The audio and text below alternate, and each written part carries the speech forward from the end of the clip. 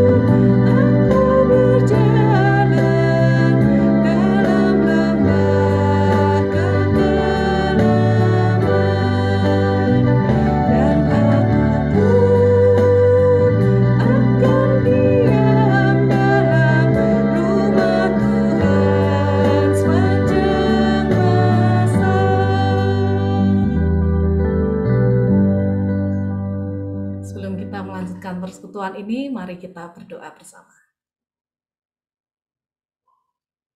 Ya Tuhan, kami sungguh bersyukur ya Tuhan, karena Engkau adalah gembala kami yang penuh setia. Kami bersyukur atas penyertaan, pertolongan, pemeliharaan, dan bimbingan-Mu, sehingga pada pagi ini kami masih bisa mengikuti persekutuan doa pagi. Ajar kami untuk selalu setia mengikuti suara-Mu, dan biarlah pagi ini Engkau sendiri yang memberkati persekutuan doa pagi ini dari awal hingga akhir, termasuk internet dan gadget yang kami pergunakan. Bentuklah hati kami, dan juga khususnya untuk Bu Eliata, biarlah Engkau sendiri yang bekerja di dalamnya, supaya firman yang disampaikan sesuai dengan kehendak-Mu, dan kami semua dapat mengerti dan menanamkan firman-Mu di hati kami dan melakukannya. Ampunilah segala dosa kami, suci kuduskan hati kami ya Tuhan, supaya layak menghadap-Mu. Hanya di dalam nama Tuhan kami Yesus Kristus, kami sudah berdoa dan mengucap syukur. Amin. Ya, pada pagi hari ini, renungan firman Tuhan akan disampaikan oleh Ibu Eliata ya. Ini adalah kakaknya dari Bu Eni atau kakak iparnya dari Penatua Stephen Kristano. Senang Bu Eliata, saya biasa manggil Celi ya, bisa melayani di persekutuan doa pagi hari ini. Sebelum kita mendengarkan renungan firman Tuhan, mari kita pujikan Kusiapkan Hatiku Tuhan.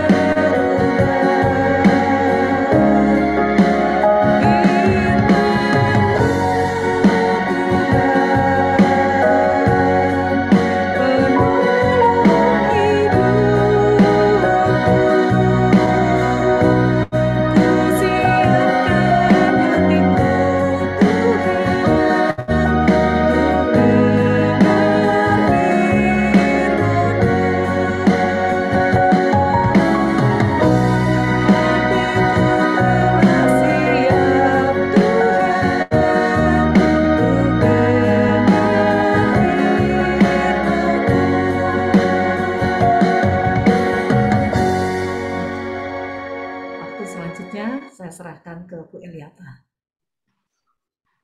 Selamat pagi, saudara-saudara. Sebelum kita membaca dan merenungkan firman Tuhan, mari kita berdoa terlebih dahulu. Bapa kami yang ada di dalam kerajaan surga, Bapa, sebentar kami hendak membaca dan merenungkan akan firman Tuhan. Pimpin setiap kami yang akan mendengarkan akan kebenaran firman Tuhan, kiranya Roh Kudus-Mu sendiri yang akan memberikan pencerahan dan pengertian yang baru bagi setiap kami. Tuhan, tolonglah kami dan doronglah kami untuk bisa menjadi pelaku akan firman-Mu. Berkati waktu yang ada di depan kami, kiranya nama Tuhan saja yang boleh dimuliakan. Di dalam nama Tuhan Yesus Kristus kami sudah berdoa. Amin.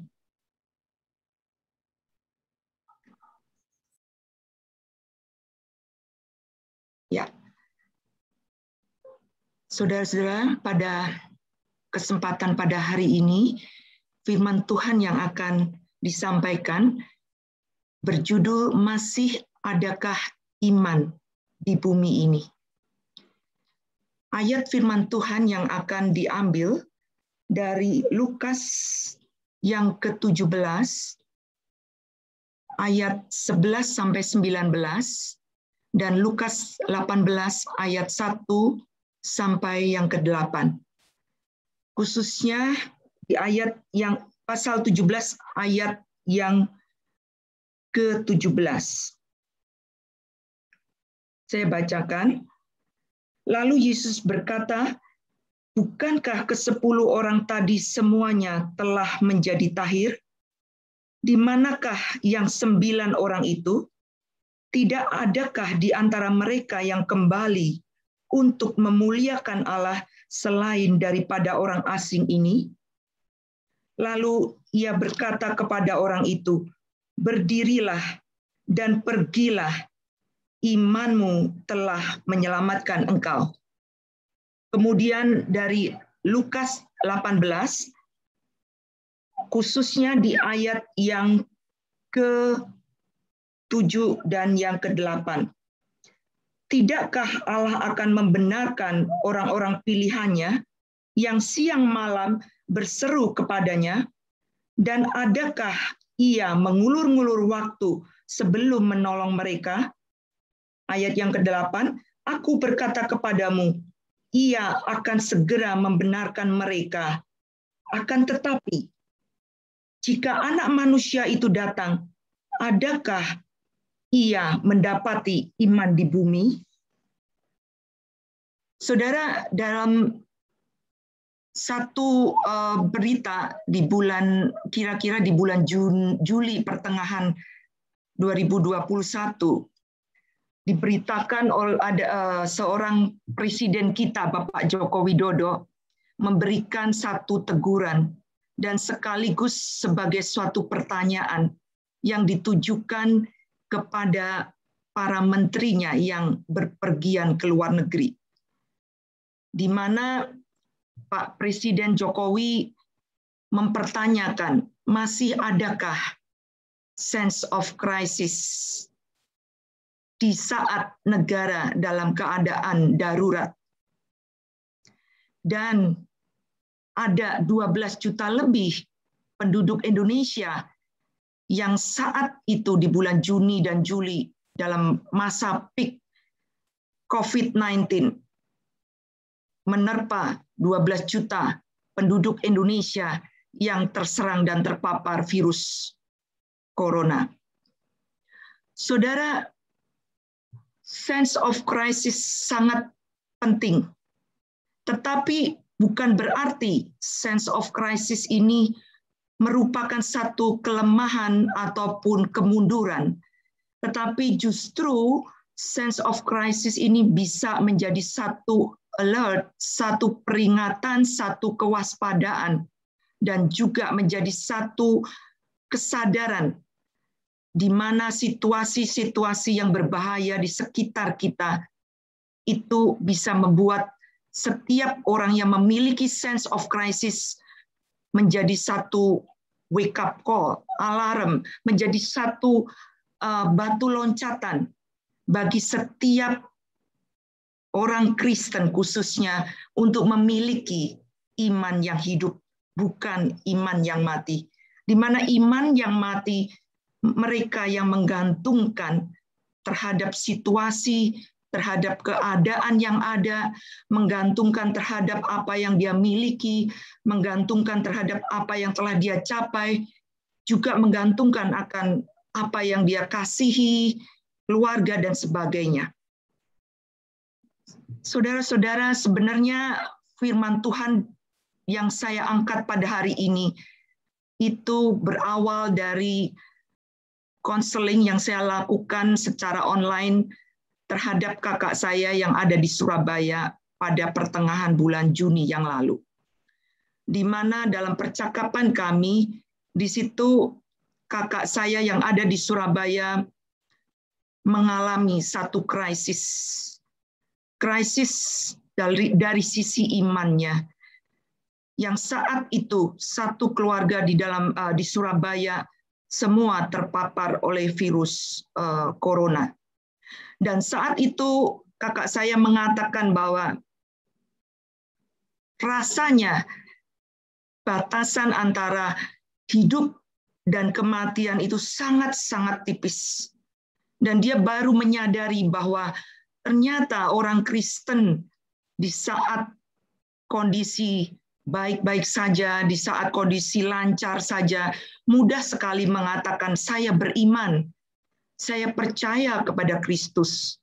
Tetapi dia mengalami sendiri di saat penderitaan, di saat badai secara tiba-tiba datang di tengah-tengah keluarganya, di mana seluruh keluarga suami dan kedua anaknya yang ada di Surabaya terpapar virus. Bahkan, kenapa saya katakan itu terjadi secara mendadak? Karena tanda-tanda itu ada, tetapi dia tidak aware bahwa seharusnya segera dia melakukan tes. Dia sudah mengalami ada flu, kemudian panas, dan bahkan tidak bisa mencium bau. Nah, saudara-saudara, di sini saya ingin menekankan, bahkan dia menanyakan, apakah orang Kristen itu bisa mengalami krisis iman? Muncul di dalam berbagai pertanyaan di dalam benak orang Kristen di saat ada masalah, di saat badai menerpa di tengah-tengah kehidupannya, di tengah-tengah keluarganya. Apakah saya diselamatkan? Apakah saya masih mempunyai iman? Bahkan pikirannya, seperti yang tadi dikatakan, batasan hidup dan mati itu tipis. Berapa lamakah waktu pinjaman itu? Tidak seorang pun tahu. Di dalam pembicaraan itu bahkan dikatakan siapapun tidak akan mengerti waktu pinjaman itu yang ada pada setiap kita. Di Ayub 12 ayat 10 dikatakan di dalam tangan Tuhanlah terletak nyawa segala yang hidup dan nafas setiap manusia. Saudara, kalau kita melihat di dalam Lukas 17 yang tadi kita baca, khususnya ayat yang ke-18 dan 19. Orang-orang kusta yang datang kepada Yesus, dia juga mengalami krisis. Dia juga mengalami penderitaan sakit kusta yang telah dideritanya. Dari 10 orang kusta, mereka semua mengenal Yesus. Bahkan di Alkitab dikatakan mereka memanggil Yesus sebagai sebutan guru. Namun hanya 1 orang kusta yang disembuhkan oleh Yesus. Dari 10 yang disembuhkan, 1 yang datang kepada Yesus dan mengucapkan syukur. Dan Tuhan Yesus menanyakan di ayat yang ke-18, di manakah yang lain? Kenapa hanya 1 orang ini yang datang kembali kepada dia? Dan Yesus mengatakan dengan tegas kepada 1 orang ini, imanmulah yang menyelamatkan engkau. Imanmu menyelamatkan. Jadi saudara-saudara, hal ini menggenapi Matius 22 ayat 14. Dikatakan memang banyak yang dipanggil, tetapi sedikit yang dipilih. Betapa mengerikan kalau kita boleh merefleksikan akan pertanyaan Tuhan Yesus di dalam Lukas 18. Masih adakah iman di bumi ini? Di sini jelas Tuhan Yesus tahu bahwa 1/10, 1 dari 10 yang kembali, yang memuliakan Allah. Hanya 1 orang saja yang mengalami kasih karunia, yang mengalami anugerah keselamatan. Baru di orang itu bisa berbuat, melakukan buah-buah roh. Dia bisa mengucap syukur, dia bisa bersukacita, dia bisa melakukan hal-hal yang memuliakan Allah. Lalu bagaimana saudara-saudara kita menjawab pertanyaan Tuhan Yesus di Lukas 18 ayat 8b, di mana kakak saya mengatakan dia mengingat firman ini. Begitu kami berbicara dan langsung saya menggumulin dan saya ingin menyampaikan firman ini dalam persekutuan pagi ini. Hati saya bergetar dan ini menjadi alert buat kakak saya sekaligus buat saya saat itu. Bahwa memang akan sedikit yang dipilih. Jika anak manusia itu datang, adakah Tuhan mendapati iman di bumi? Pertanyaan yang dilontarkan oleh Tuhan ini mudah dijawab saudara-saudara. Jawabannya jelas sedikit dan sudah terbaca tadi di dalam Matius Lukas 17. 1/10 dari 10 orang kusta, 1 yang kembali. Dan dia adalah orang pilihan yang sedikit tadi. Justru pertanyaan Tuhan Yesus ini diberikan kepada murid-muridnya di pasal yang ke-18. Menjadi satu alert, menjadi satu peringatan yang khusus kepada orang-orang pilihan Tuhan. Bukan kepada semua orang, tetapi pada orang-orang pilihannya. Siapakah orang-orang pilihan itu, saudara-saudara? Dan bagaimana orang-orang pilihan itu masih tetap bisa memelihara iman yang hidup, bukan iman yang mati di tengah-tengah dunia yang begitu mengerikan ini. Kalau kita lihat di dalam slide yang saya coba tuangkan, apakah iman yang hidup itu? Saudara, iman yang hidup adalah sesuatu yang dinamis, sesuatu yang bergerak, yang dengan iman manusia berdosa, saudara dan saya, bisa mendapatkan Kristus, bisa menerima Kristus dan kebenarannya, seperti 1 orang kusta yang tadi disembuhkan dan datang kepada Kristus. Dia bersukacita, dia bersyukur dan memuliakan Allah di surga.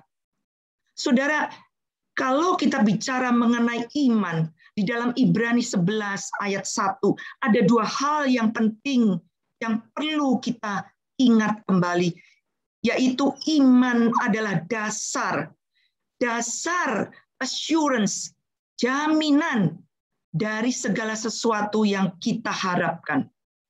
Kita harapkan, artinya hope for, yang berkaitan, saudara, dengan semua yang manusia butuhkan.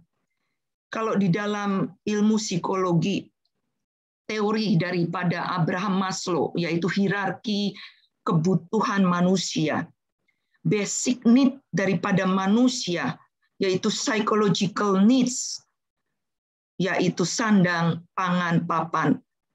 Kemudian meningkat menjadi safety need, di mana kita manusia membutuhkan akan keamanan, membutuhkan kebebasan untuk bisa sehat badannya, tidak sakit, kemudian membutuhkan kasih sayang, dicintai dan mencintai. Kemudian manusia membutuhkan ke level yang lebih tinggi, yaitu self-esteem. Kemudian manusia juga membutuhkan self-actualization. Di mana semuanya ini yang diharapkan, itu pun Tuhan memberikan. Itu pun menjadi kebutuhan manusia, Tuhan menyediakan. Tetapi yang kedua yang penting daripada iman itu sendiri, saudara-saudara, yaitu iman adalah bukti. Iman adalah evidence dari segala sesuatu yang tidak kita lihat. Yang tidak kita lihat. Artinya apa? Sesuatu yang kita alami, yang manusia alami dengan Allah yang tidak terlihat, dengan Allah yang unseen. Dan itulah iman. Jadi di dalam Efesus 2 ayat 8, saudara-saudara, di situ dikatakan, sebab karena kasih karunia, kamu diselamatkan oleh iman. Jadi kita diselamatkan oleh iman. Seperti tadi Tuhan Yesus mengatakan kepada satu orang kusta yang kembali kepadanya yang sudah disembuhkan. Imanmulah, karena imanmulah kamu diselamatkan. Dan karena kasih karunia. Sebenarnya manifestasi daripada kasih karunia itu sendiri adalah iman. Saudara, kalau kita boleh melihat, kita sungguh bersyukur sebagai orang-orang pilihan yang sedikit tadi. Kita mempunyai kasih karunia yang tidak bisa disentuh. Tetapi iman adalah sesuatu bukti nyata yang bisa dirasakan, yang membuat tubuh dan jiwa manusia ini bisa connect, bisa terhubung dengan Allah yang unseen, Allah yang tidak terlihat, Allah yang maha kudus dan maha suci. Kita bisa terkonek melalui apa, saudara? Melalui iman. Kenapa iman itu bisa kita rasakan? Karena imanlah yang mempertemukan kasih karunia Allah dan dosa manusia. Saudara, Agustinus, salah satu bapak filsuf Kristen di mana pengajarannya sangat berpengaruh di dunia kekristenan barat. Dia mengatakan bahwa kasih karunia Allah itu ditanamkan di dalam setiap orang percaya. Namun tidak berhenti di situ. Kasih karunia Allah itu dipertalikan dengan tubuh darah daging manusia yang berdosa. Melalui apa? Yaitu melalui iman. Jadi kita bersyukur kita mempunyai iman. Iman adalah instrumen, adalah sesuatu yang bisa menghubungkan kita dengan Tuhan kita yang suci. Tuhan kita yang unseen, yang tidak terlihat. Jadi saudara-saudara, seperti yang dikatakan di dalam, yang dialami oleh bapak-bapak tokoh-tokoh di dalam Alkitab, seperti Bapak Abraham, seperti Yakub, seperti banyak tokoh-tokoh Alkitab yang memiliki sesuatu di dalam jiwanya. Sesuatu itu apa? Sesuatu itu yaitu iman. Lalu siapakah orang-orang pilihan itu? Saya yakin saudara dan saya adalah orang-orang pilihan, tetapi tidak boleh berhenti di situ. Bagaimana kita sebagai orang-orang pilihan yang sedikit itu jumlahnya bisa tetap mempertahankan iman yang hidup? Mungkin seperti kakak saya, dalam kondisi badai itu tiba-tiba saja datang. Kita bisa goyang, kita bisa mengalami krisis. Seperti Ayub, seperti Daud saat dia dikejar oleh Raja Saul, saat anaknya Absalom ingin membunuh dia. Saat Ayub dalam waktu sekejap dia kehilangan semuanya, nyaris. Dia kehilangan harta benda, dia kehilangan anak, bahkan istrinya meninggalkan dia, bahkan dia mengalami sakit. Bagaimana mereka bisa mempertahankan iman itu? Yaitu jiwa yang terhubung, jiwa yang bisa merasakan kehadiran Tuhan. Tuhan di sini capital, huruf besar semua, saudara-saudara. Artinya Tuhan Allah Yahweh, bukan Tuhan Allah Elohim yang menjadi Allah semua bangsa kafir, tetapi Allah Yahweh yaitu nama pribadi, Allah yang sakral, Allah yang khusus yang mempunyai relasi intim antara dirinya dengan umatnya di Perjanjian Lama. Saudara dan saya mempunyai relasi yang intim dengan Allah Yahweh, seperti Allah Yahweh yang punya relasi yang intim dengan umat Israel saat itu. Bagaimana orang-orang pilihan itu? Orang pilihan yang jiwanya respectiveness, yang jiwanya taat, yang jiwanya penuh penerimaan, seperti Bapak Abraham. Saat Abraham dipanggil Tuhan keluar dari negeri yang begitu subur ke satu negeri yang tidak jelas, yaitu negeri Kanaan, yang nantinya menjadi negeri perjanjian umatnya. Tetapi Abraham langsung berespon, taat akan panggilan Tuhan. Saat itu juga dikatakan oleh Tuhan, dia mempunyai di dalam jiwanya ada sesuatu. Sesuatu itu apa, saudara? Yaitu iman yang hidup. Iman yang langsung bisa connect dengan Allah yang hidup. Bagaimana dengan Yakub? Walaupun secara sikapnya Yakub juga mempunyai hal-hal yang tidak baik, karena tubuh, darah, dan daging manusia berdosa, seperti saudara dan saya. Namun toh, di dalam diri Yakub ada jiwa yang respektif. Di dalam Roma 9 ayat 13 dikatakan, Tuhan mengasihi Yakub, tetapi membenci Esau. Artinya apa, saudara-saudara? Yakub mempunyai kasih karunia, mempunyai iman yang bisa menghidupkan anugerah Tuhan. Kemudian yang ketiga, cirinya yaitu seorang yang mempunyai jiwa yang childlike, jiwa seperti anak kecil, artinya jiwa yang dependent, jiwa yang innocence, jiwa yang selalu menggantungkan diri kepada Tuhan, no matter yang ada di dalam sekelilingnya. Dia yang sungguh mau berpaut kepada Tuhan. Itulah yang dikatakan Tuhan, jiwa yang menyenangkan hati Tuhan. Dan yang keempat, jiwa yang haus, seperti rusa yang merindukan air sungai. Seperti Daud menulis di dalam Mazmur 42 ayat 6. Dan jiwa yang hancur, seperti di dalam Yesaya 57 ayat 15. Allah mengatakan bahwa persembahan yang berkenan adalah di dalam jiwa yang hancur, the broken heart. Disitulah justru menjadi persembahan yang diperkenan Tuhan. Lalu kalau kita kembali, saudara, di dalam Lukas 18 ayat 8a, dikatakan kepada orang pilihan. Tuhan jelas mengatakan bahwa kepada orang pilihan, orang yang memiliki iman, maka Tuhan akan segera membenarkan. Di situ saya garis bawahi akan segera. Di dalam kamus besar bahasa Indonesia, segera artinya itu lekas-lekas, tergesa-gesa, bergegas-gegas. Saudara, kalau manusia saja di dalam Lukas 18, hakim yang lalim, hakim yang jahat saja bisa menolong perkara janda, apalagi dengan Tuhan kita, saudara.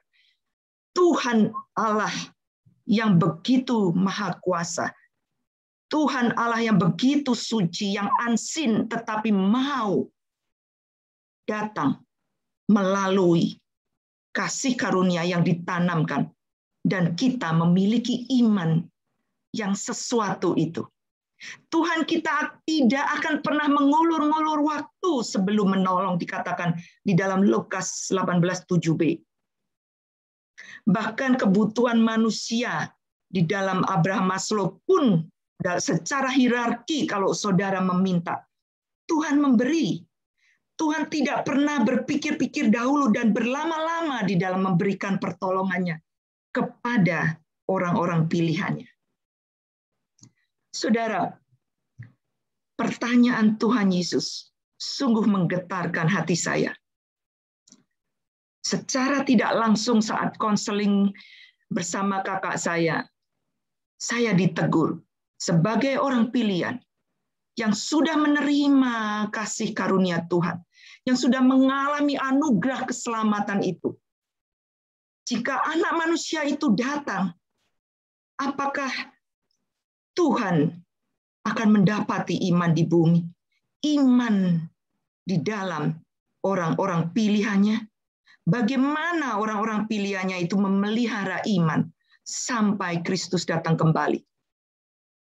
Di dalam slide saya yang terakhir mengatakan bahwa yaitu ada dua hal yang penting, yaitu kepada mereka yang memiliki self-awareness, mereka yang sadar, mereka yang realize sebagai orang-orang pilihan, sudah seharusnya tidak menyia-nyiakan pemberian itu.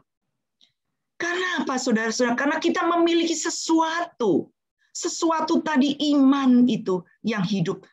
Iman yang bisa menghidupkan anugerah Allah. Iman yang menyelamatkan dan membawa orang percaya kepada Kristus. Bahkan iman yang membawa kita bisa terkonek, terhubung dengan Allah yang tidak terlihat. Wow, sangat luar biasa. Allah yang maha suci, yang tidak tersentuh oleh kita manusia yang penuh dengan dosa.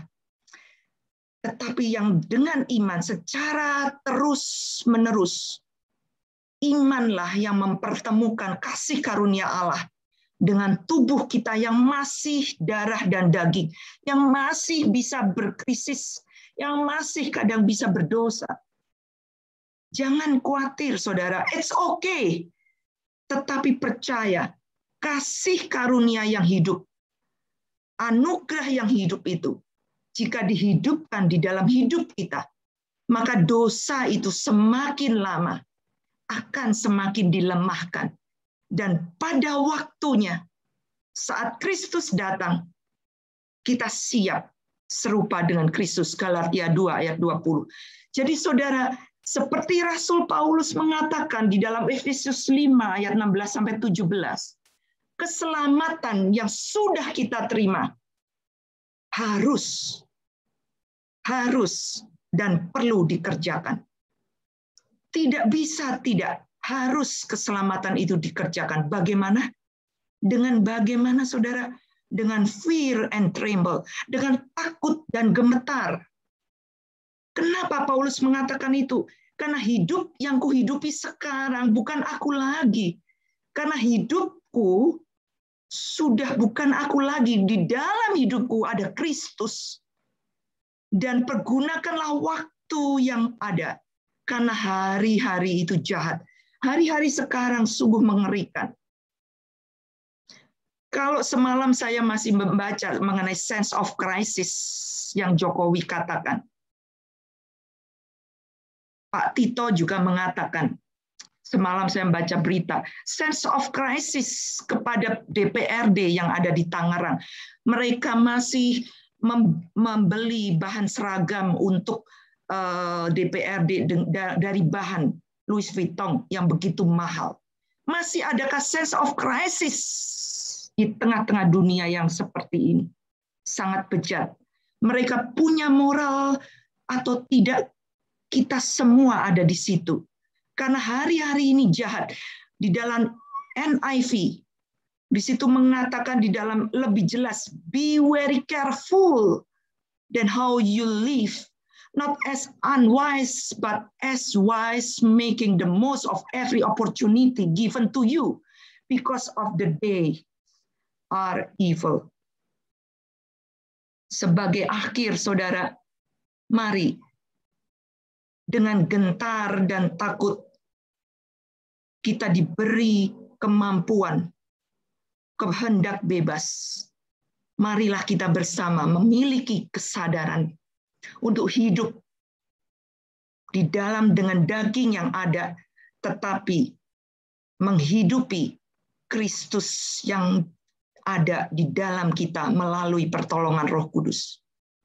Seperti Efesus 5 ayat 16, hendaklah kita juga memiliki sense of urgency, seperti yang Paulus miliki, bahwa hari-hari ini jahat.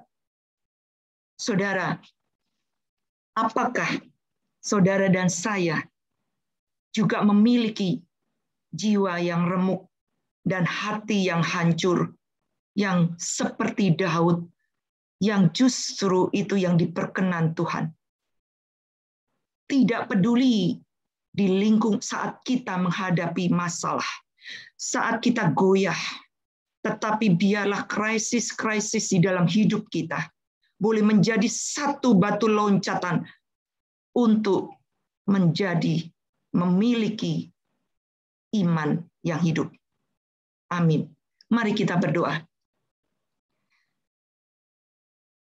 Bapa, kami bersyukur kalau kami boleh diingatkan kembali melalui firman pada pagi hari ini. Bukan satu kebetulan ya Tuhan, karena kami umat pilihan-Mu, dan Engkau ingin mengingatkan kami kembali untuk iman yang telah diberikan kepada setiap kami.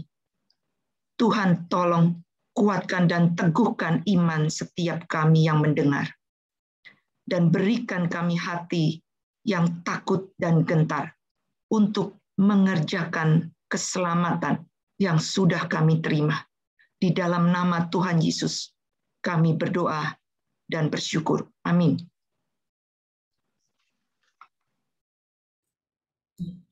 Terima kasih banyak Bu Eliata untuk renungan firman Tuhannya yang sangat memberkati.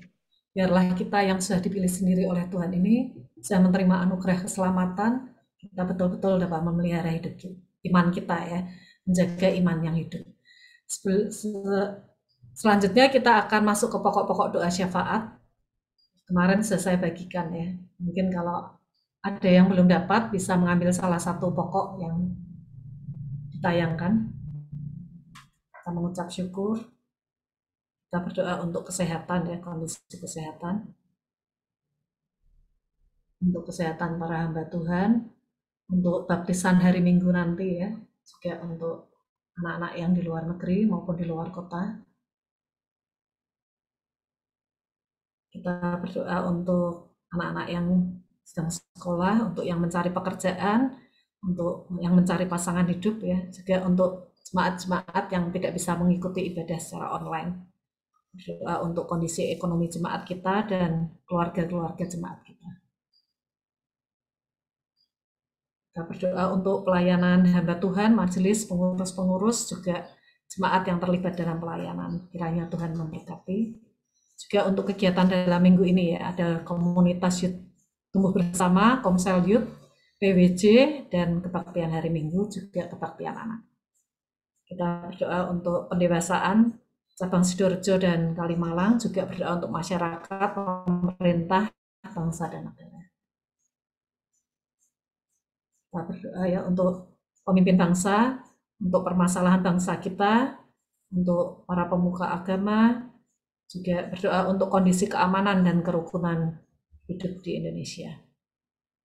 Kita berdoa untuk bangsa Indonesia dan negara-negara lain ya yang terkena dampak COVID ini, juga pencegahan virus COVID ini.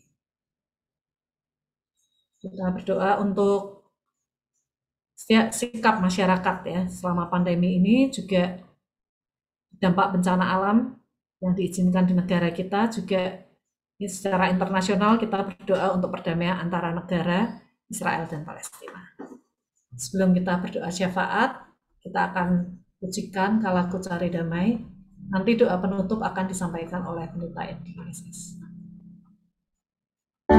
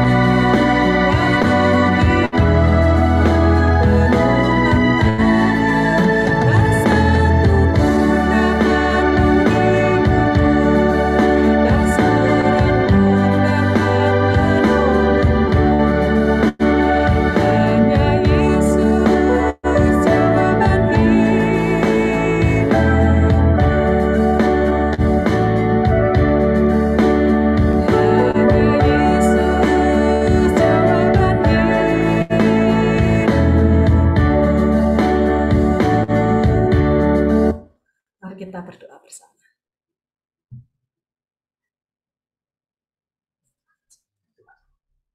Pagi hari ini kami juga berdoa untuk seluruh jemaat di Camp Pengharapan, dimanapun mereka berada, apapun yang dikerjakan oleh mereka. Kasih setiamu melawat kami semua ya Tuhan. Damai sejahtera-Mu ada bersama dengan kami. Dan berkat-Mu juga Tuhan limpahkan. Segala sesuatu yang kami kerjakan, jemaat-jemaat Camp Pengharapan, diberkati oleh Tuhan. Dan kami terus belajar untuk menjadi berkat bagi sesama kami. Terima kasih ya Tuhan. Kami naikkan seluruh doa kami, pengharapan kami kepada Engkau ya Tuhan. Dalam nama Yesus Kristus kami berdoa. Amin. Kita pujikan Bapa, terima kasih. Bapa, terima kasih. Bapa, terima kasih. Bapa,